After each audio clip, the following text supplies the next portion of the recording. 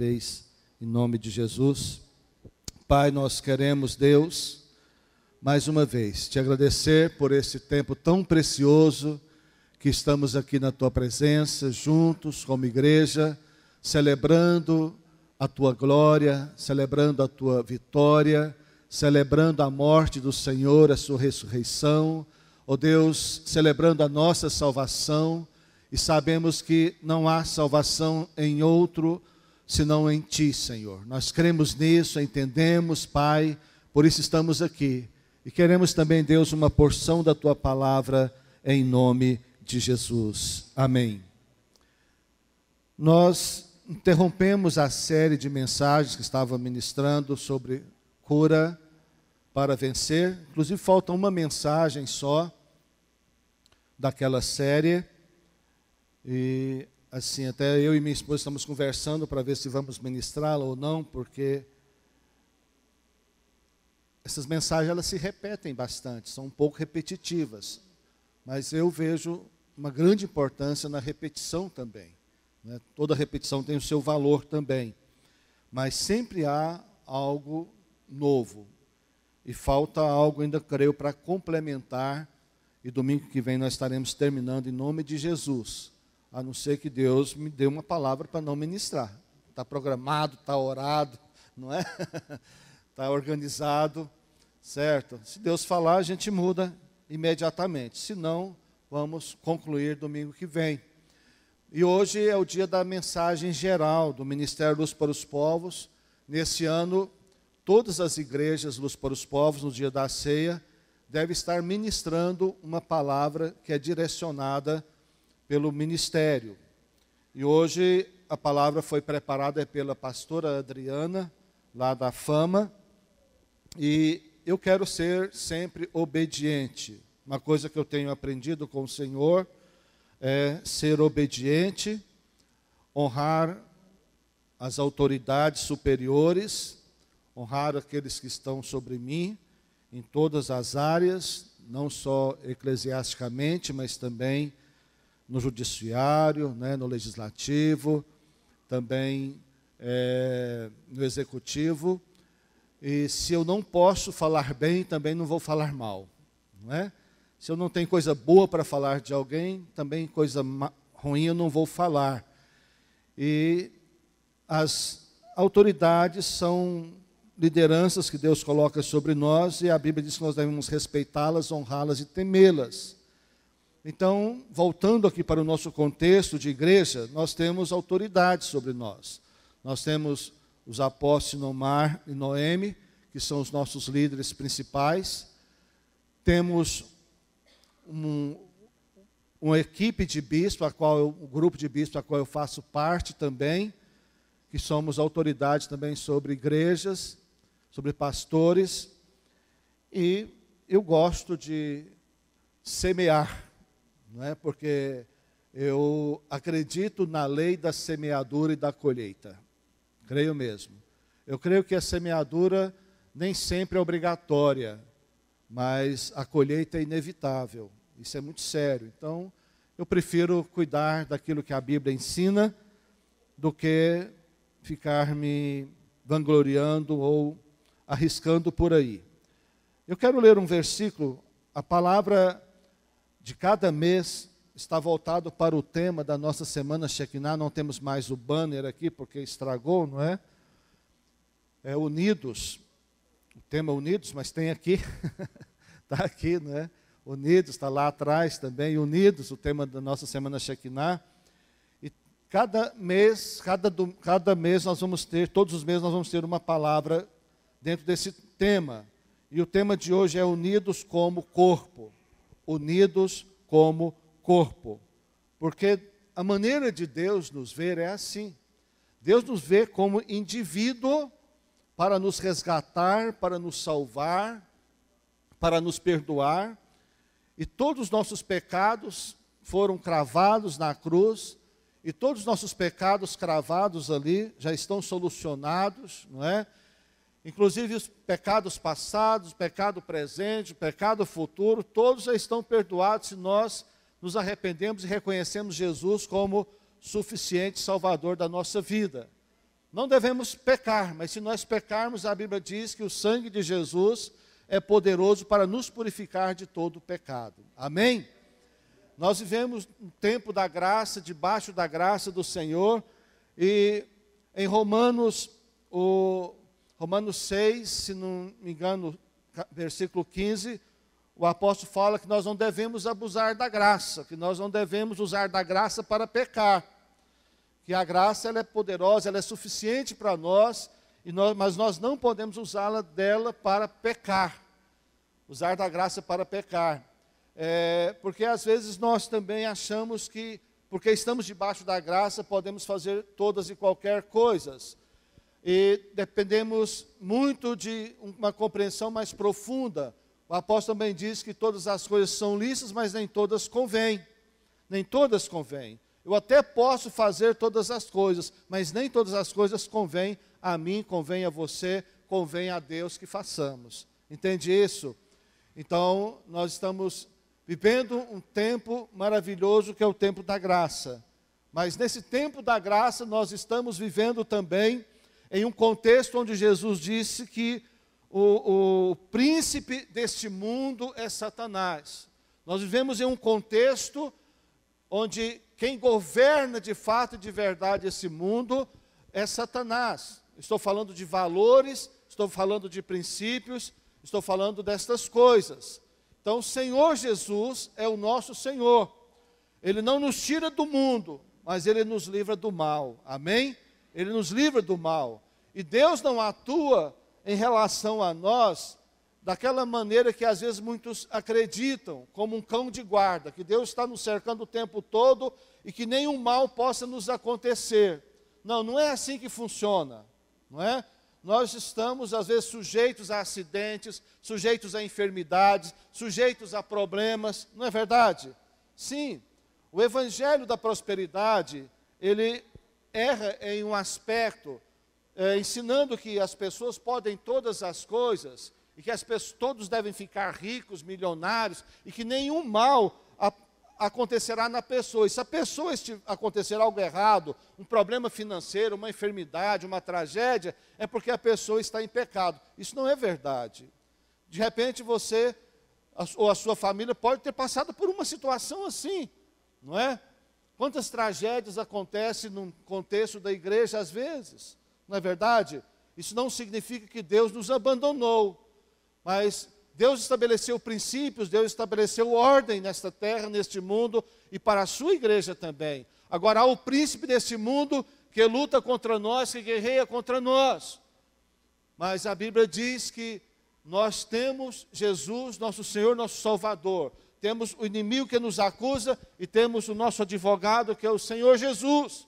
E temos o Pai, que é o juiz, justo juiz. Amém? Agora, Jesus nos ensinou uma coisa muito importante mesmo. Vigiai e orai, não é? Vigiai e orai, para não cair em tentação. E muitas vezes nós até somos habilidosos em orar, mas não somos tão habilidosos em vigiar. Às vezes temos a prática da oração, mas não temos a prática da vigilância. E isso pode ser um problema. Então nós temos que vigiar a nossa alma, não é? E através dos nossos sentidos, entra na nossa alma coisas boas ou coisas ruins. Os nossos 5 sentidos, quais são eles? A audição, visão, paladar, olfato, tato. Falamos 5? 5. Através dos 5 sentidos. Esses 5 sentidos são como janelas, como portas para a nossa alma. E nós precisamos cuidar muito bem dessas portas. Devemos vigiar estas portas. Amém, meus irmãos? 1 Coríntios, capítulo 1, versículo 10. Se você puder abrir a sua Bíblia aí, ou o seu celular. Uma pequena mensagem. Essa introdução não fazia parte, mas senti um desejo de falar sobre isso com os irmãos. Unidos como corpo é a nossa mensagem. 1 Coríntios 1, 10, está escrito assim, se você não tem a Bíblia aí, Ouça, irmãos, em nome de nosso Senhor Jesus Cristo, suplico. O que o apóstolo Paulo está falando? Suplico, não é? Quer dizer, com uma expressão de um pedido com mais força, não é? Um pedido com mais intensidade. Ele diz, suplico a todos vocês que concordem uns com os outros no que falam, para que não haja divisões entre vocês, e sim que todos estejam unidos num só pensamento e num só parecer. Eu creio completamente que não há limites para uma igreja ou para uma família em unidade. Creio mesmo, queridos. Eu creio que quando estamos em unidade, Jesus foi assim categórico em dizer que se 2 ou 3 concordarem em alguma coisa aqui na terra, será feito no céu. Só para você perceber o poder que há na unidade, lá no seio familiar e também no contexto da igreja, lá na sua célula, onde você estiver desenvolvendo a sua vida cristã. Porque a unidade do povo de Deus abala os fundamentos do inferno, abala mesmo, queridos, os fundamentos do inferno. E o maligno, ele sabe muito bem disso. O maligno sabe muito bem a importância da unidade no contexto familiar e da unidade no contexto da igreja também. Por isso que ele age tanto contra as famílias e tanto contra a igreja. E qual é a arma mais forte do inimigo? A falta de unidade, a divisão, a separação, o distanciamento das pessoas, não é? O emburramento, não é verdade? Quando você está emburrado com alguém, pode saber que o diabo e o inferno estão fazendo festas. Porque é exatamente isso que ele promove. Mas a Bíblia diz que quando um pecador se arrepende, e eu posso aqui parafrasear também, me permita fazer uma paráfrase, quando um pecador se arrepende e perdoa, há festas nos céus. Amém? Há festas dos céus. Eu creio nisso, meus queridos, não é? Agora, sem concordância não há unidade, de maneira alguma. E qual é a definição que nós temos de unidade? Nós podemos ter uma definição própria, ou podemos recorrer ao dicionário para ter uma definição de concordância, mas eu penso que concordar é decidir pensar, decidir sentir e decidir fazer de igual maneira. Eu vou tentar esclarecer isso aqui melhor. Concordar, de certa forma, é apoiar. Concordar, de certa forma, é apoiar. Preste muita atenção nisso. Nem sempre vamos ter as mesmas opiniões. Mas quando as opiniões forem divergentes, é necessário entrar em acordo. Entrar em acordo significa concordar. E para eu entrar em acordo com alguém que pensa diferente de mim, eu preciso então começar a fazer e a receber bem a maneira que o outro pensa. Isso é acordo, irmãos. Isso é acordo. Por isso a palavra de Deus diz, em um dos profetas menores, não sei se é Amós, um desses menores, que se 2 não estiverem de acordo, como poderão andar juntos? Presta atenção nisso. Como 2, como um casal, como esposo e esposa, vão continuar juntos se não há acordo entre eles? Agora, acordo não significa pensar sempre a mesma coisa. Como na igreja também nós vamos desenvolver o trabalho do Senhor, se nós não nos colocarmos em acordo, não significa que todos nós gostaríamos de fazer do mesmo jeitinho e a mesma coisa. Não, mas é que nós devemos amadurecer. O que falta, às vezes, para a unidade ser mais plena, lá no casamento ou também na igreja, é falta de amadurecimento. Não confunda amadurecimento com velhice, né? Não confunda amadurecimento com tempo de serviço, com tempo de vida. Não! Há pessoas com pouco tempo de vida, com maturidade, até mais que gente com muito tempo de vida. Todos nós sabemos disso e conhecemos gente assim. Mas jamais podemos perder esse princípio da unidade. Em Gênesis capítulo 11, versículo 6, Gênesis 11, capítulo 6, ou melhor, Gênesis 11, versículo 6, desculpe, irmãos.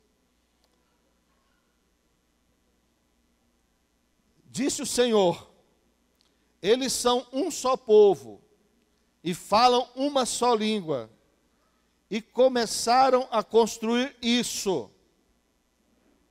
Em breve nada poderá impedir o que planejam fazer. Uma outra versão atualizada diz: e isso é só o começo. Queridos, esse versículo talvez tenha sido um dos versículos mais referido na igreja celular nos últimos 20 anos. Durante os últimos 20 anos, as igrejas que trabalham com célula têm usado desse versículo muito mesmo. Mas talvez também esse versículo pouco tem sido aplicado e vivido, até mesmo nas igrejas celulares. Mas preste muita atenção, o que eu gosto de destacar nesse versículo, já falei isso aqui muitas vezes, e volto a repetir, é que quando estas pessoas estavam aqui construindo a Torre de Babel, elas tiveram um propósito fora do princípio e da vontade de Deus. Elas não perguntaram a Deus, Deus não deu direção a elas, mas na verdade elas tinham um ego muito grande. O ego dessas pessoas havia crescido tanto, mas elas tinham uma virtude, elas estavam falando a mesma língua e entraram em acordo. E preste muita atenção nisso. Fazendo algo contrário à vontade de Deus, mas usando um princípio de Deus. Fazendo ao contrário de Deus, mas usando um princípio de Deus. Para serem célebres em toda a terra. E a ideia era chegar até o céu. Não sei que céu que queriam chegar com uma torre de tijolos, não é? Mas talvez a ideia que eles tinham de céu era apenas aqui as nuvens. É um povo animado, não é? Há de reconhecer que era um povo esforçado. Há de reconhecer que é um povo de uma visão grande. Há de reconhecer que é um povo de uma disposição enorme. Não é verdade? Que disposição desse povo. Começar a construir uma torre. Imagine a base dessa torre, que tamanho que deveria ser. Para poder ir crescendo, crescendo de tijolos até chegar no céu. Mas esse povo, embora estivesse usando princípios espirituais, princípios de Deus, estavam fazendo uma coisa contrária à vontade de Deus. Ou melhor, embora estivessem fazendo uma coisa contrária à vontade de Deus, estavam usando princípios de Deus. Entende isso, meus irmãos? E às vezes nós estamos fazendo a vontade de Deus, mas não estamos valorizando os princípios de Deus. E fazer a vontade de Deus fora dos princípios de Deus pode ser um problema. E é um problema. Como foi um problema para eles também. Estava dando certo por causa dos princípios que estavam usando. E a Bíblia diz que Deus resolveu descer e confundir esse povo para que eles não conseguissem o êxito deles. Agora, nós que queremos fazer a vontade de Deus, queremos ou não? Quem quer fazer sempre a vontade de Deus? Eu só quero fazer a vontade de Deus. É claro que nós nem sempre fazemos só a vontade de Deus. Somos seres humanos, pecadores, mas temos esse desejo, amém? Desejo de fazer sempre a vontade de Deus. Mas às vezes nós nos equivocamos nos princípios, nos equivocamos nos valores. Mas preste muita atenção nisso. Se nós colocarmos em prática esses princípios, esses valores que esse povo colocou aqui, se para eles nada iria impedir eles realizarem o seu plano, imagine para nós, queridos. Imagine para a sua família, que serve a Deus, que teme a Deus. Se vocês usarem do princípio da unidade, imagine vocês se entrarem em acordo de fato e de verdade, vocês alcançarão em Deus, crescerão em Deus. Da mesma forma nós também como igreja. E só Deus pôde parar esse povo, ninguém parou esse povo. Ninguém podia parar esse povo, foi a declaração do próprio Deus. E assim também será conosco, assim é conosco, se cuidarmos dos princípios de Deus. Só Deus poderá nos parar, ninguém mais. Amém? Só Deus. E nós podemos cumprir o propósito de Deus para a nossa vida. Aleluia. É claro que nós temos um único Deus. Temos um só Deus, mas às vezes temos motivações diferentes. As nossas motivações também devem ser alinhadas. Isso faz toda a diferença. Amém, meus queridos? Mateus 12, 25, não precisa de abrir, eu vou ler. Mateus 12, 25, Jesus disse: todo reino dividido contra si mesmo será arruinado. Ora, se um reino dividido contra si mesmo, dentro de si será arruinado, imagina um casamento, imagina uma célula, imagina uma igreja. Imagine, meus queridos, algo tão menor. Se um reino dividido entre si será arruinado, imagine uma célula, imagine uma igreja, imagine um casamento, imagine uma família dividida em si mesmo. É tempo de acordo ou não, queridos? É tempo de entrarmos em acordo. E Jesus diz: e toda cidade ou casa dividida contra si mesma não subsistirá. Ele foi enfático. Casa aqui é lar, casa aqui é família. E é bom nós até entendermos que há uma diferença, não é? Na nossa maneira de entender casa e lar. Porque casa para nós, quando nos interessa, casa significa um prédio, não é? Uma construção, um imóvel. Eu gosto de definir melhor isso. Mas lar é outra coisa. Lar não se constrói com tijolos. Casa se constrói com dinheiro, tijolos e até finos acabamentos. Mas lar se constrói com princípios. Amém? Lar se constrói com princípios. Você pode até não ter uma casa, mas é possível você ter um lar. Tem muita gente que só tem casa, não tem lar. Isso não é bom, não é?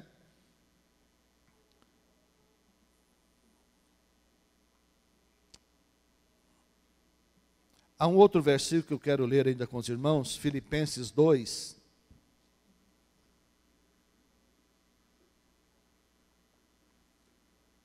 Filipenses 2, versículo 1 e versículo 2.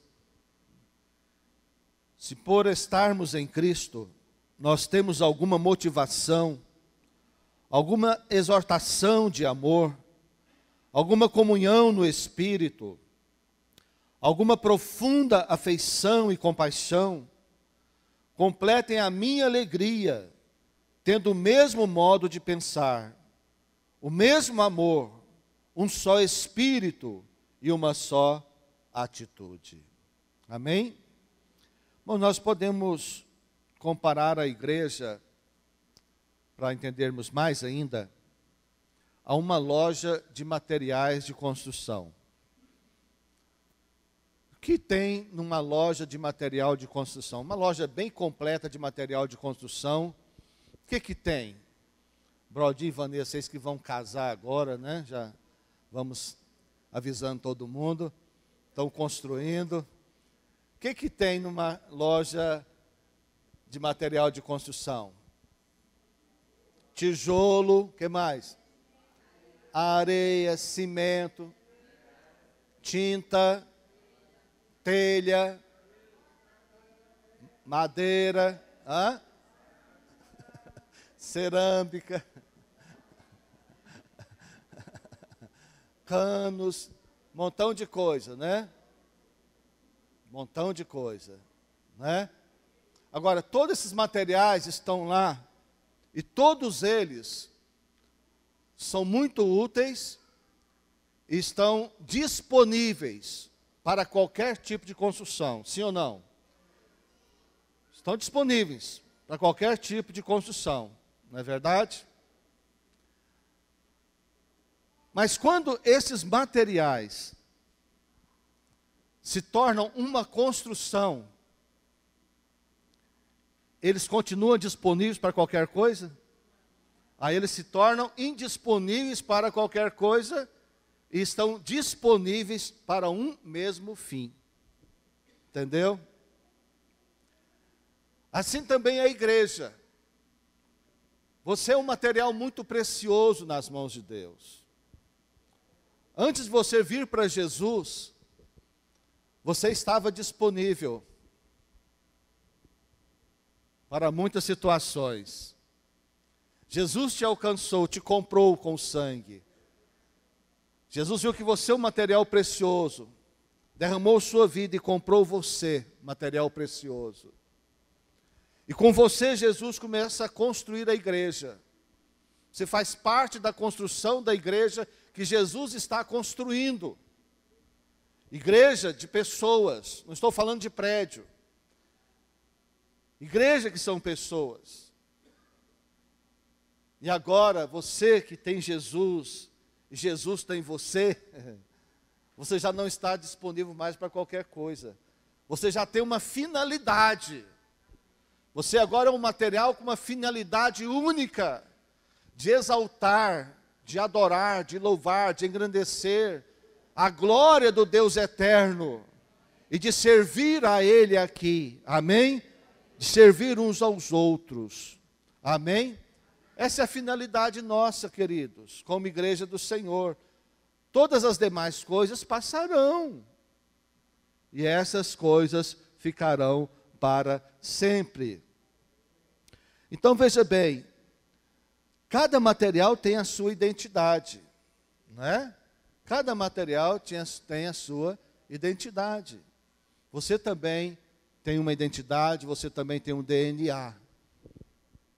E agora você faz parte desse contexto maravilhoso de também receber o DNA e a identidade de Cristo Jesus. Amém?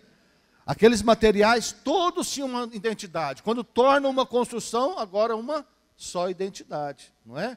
É o prédio tal, é a casa tal, é a ponte tal. Você já não fala os materiais, já fala, a identidade é outra. Assim também é a igreja.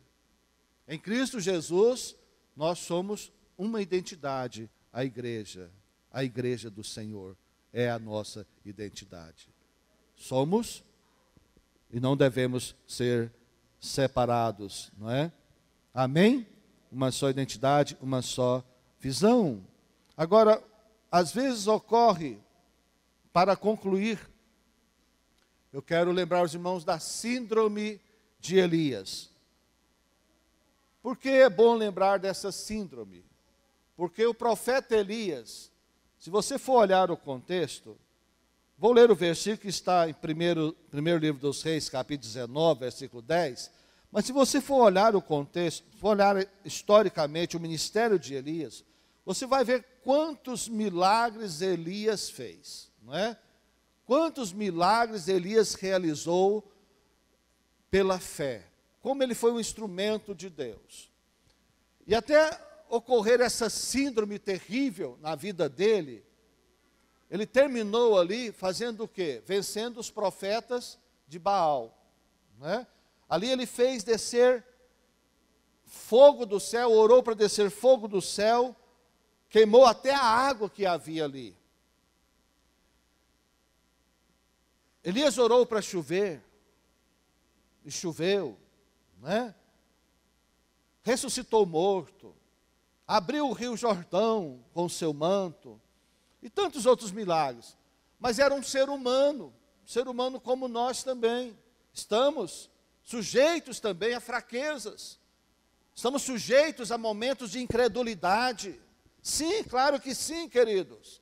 Estamos sujeitos a desânimo também. E Elias se encontra nesse momento terrível. Elias tinha sido alimentado por corvos, estava com fome, Deus mandou corvos levar comida para ele.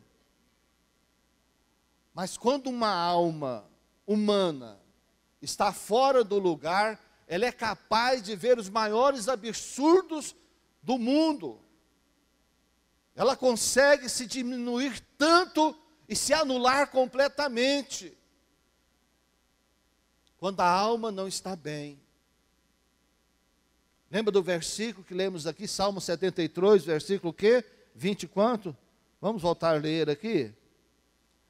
Salmo 73, olha só, o que vira a alma do ser humano quando ela está amarga, quando está amargurada.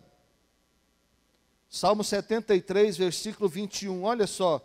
Quando o coração se me amargou e as entranhas se me comoveram, olha o 22, eu estava embrutecido e ignorante, era como um irracional à tua presença. Que coisa, quando a nossa alma está fora do lugar, quando nossas emoções não estão bem alinhadas, a amargura nos enche, a tristeza nos enche, a decepção, a frustração, os problemas tomam conta de nós. E nós podemos ficar tão embrutecidos e ficarmos irracionais. Por isso as pessoas cometem tantas coisas terríveis por aí. Não estou justificando nada, amém, irmãos? Só estou dizendo que nós somos susceptíveis a fraquezas, a problemas, a defeitos, não é? E o grande profeta Elias, também um ser humano, depois de tanta coisa, ele estava cansado, estava exausto, foi para uma caverna, porque Jezabel agora prometeu matá-lo, e ele se escondeu de Deus, fala, o que está acontecendo com você, Elias? Nesta noite, Deus pode estar perguntando a você, chamando pelo nome, o que está acontecendo com você? Fulano, cicrano, fulana, o que está acontecendo com você? Elias responde, tenho sido muito zeloso pelo Senhor. Aí ele se justifica, né? O senhor sabe, não é porque estou na minha presença não, mas o senhor sabe que eu sou direitinho, né? Que eu sou honesto, que eu sou sincero, que eu só falo a verdade. Mas, mesmo eu sendo zeloso assim, sendo uma pessoa tão maravilhosa, as coisas não estão boas. Os israelitas rejeitaram a tua aliança. Começou a culpar os israelitas que realmente tinham feito besteira. Quebraram os teus altares. Senhor, Eles realmente fizeram, quebraram os altares, construíram os altares a Baal, fizeram coisas horríveis, não é? E mataram os teus profetas à espada, mataram mesmo, fizeram coisas terríveis. Agora ele, sou o único que sobrou, olha só, sou o único que sobrou, olha o vitimismo aqui, sou o único que sobrou, e agora também estão procurando matar-me, por isso eu estou agora no meu casulo, né? Entrei numa ostra agora, e agora eu não quero me relacionar com mais ninguém, porque todos estão me feriram, não é? Outros morreram, outros desapareceram, e eu agora estou nessa situação, Senhor. Estão querendo me matar. Deus fala para ele, você está louco, Elias. Claro que Deus não falou isso, né? Eu estou tentando contextualizar. Está louco, Elias. Eu preservei 7.000 em Israel, que não se dobraram os joelhos. Você não está sozinho. Tem muita gente, tem milhares de pessoas com você, Elias. Tem milhares de pessoas na sua situação, com problemas maiores que você, e você achando que você é o único prejudicado nessa vida, nesse mundo. Não! Ah, é, Senhor? Tem mais gente então? Tem.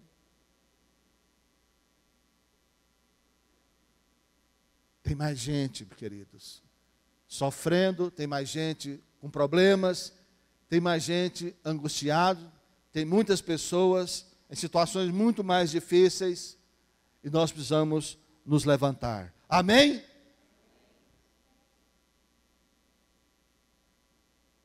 Há problema na sua casa,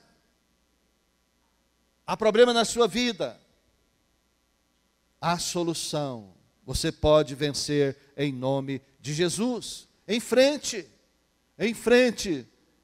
em nome do Senhor Jesus. Nós somos diferentes ou somos iguais?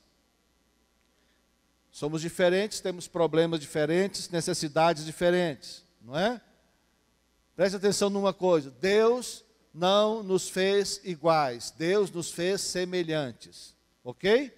Primeiro semelhantes a Ele, e nós somos semelhantes uns aos outros também, sim ou não? E às vezes nós não aceitamos alguma coisa em alguém, e esquecemos que nós somos semelhantes àquela pessoa. Em alguma situação nós somos diferentes, mas em muitas coisas, ou na maioria, nós somos semelhantes. Deus não fez clone. Deus não fez clone de maneira alguma. Deus fez filhos. Deus criou filhos. E os filhos são diferentes. Os filhos são diferentes. Quem tem mais de um filho pode perceber isso claramente. Não precisa ter muitos, basta ter 2, que já sabe que tem diferença, né? Junitati tem 4 ou 5. Perdi a conta. Não podia perder a piada, né, irmãos? São diferentes ou não são, irmãos? São diferentes, não é? Nós também somos diferentes. Agora, mas são semelhantes também? São semelhantes também. São semelhantes também. Então nós também somos semelhantes, não é? Agora, cada um de nós temos um DNA e cada um de nós temos uma só digital, não é?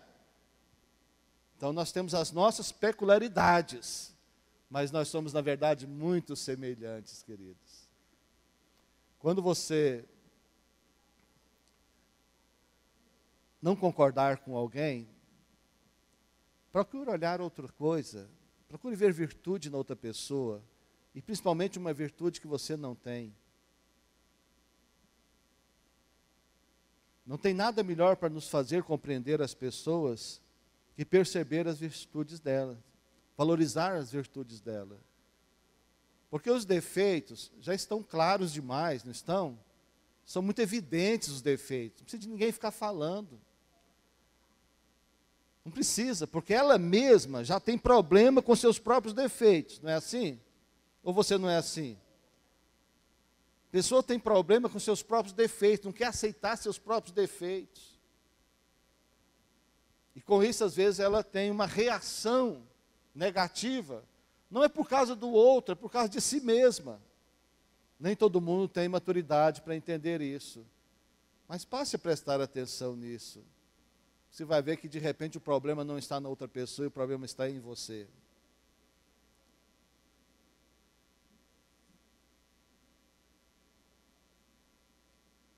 Mas dá para entrar em unidade. Por isso, termino 1 Coríntios 1:10. Amém? Agora vai, fala para o seu irmão, agora vai terminar mesmo. 1 Coríntios 1:10. Irmãos, em nome de nosso Senhor Jesus Cristo, suplico a todos vocês que concordem uns com os outros no que falam. Amém? O que Paulo está falando aqui? Paulo está o quê? Suplicando. Uma súplica é um pedido com maior intensidade, não é? Para que não haja divisões entre vocês, e sim, que todos estejam unidos num só pensamento e num só parecer. Amém? Glória a Deus, não é? Graças a Deus, né, meus queridos? Glória a Deus mesmo, viu? Feche os seus olhos, nós vamos orar agora. Já vamos caminhar para a ceia do Senhor. Equipe de louvor, por favor. Se estiver disponível, vem aqui, por favor.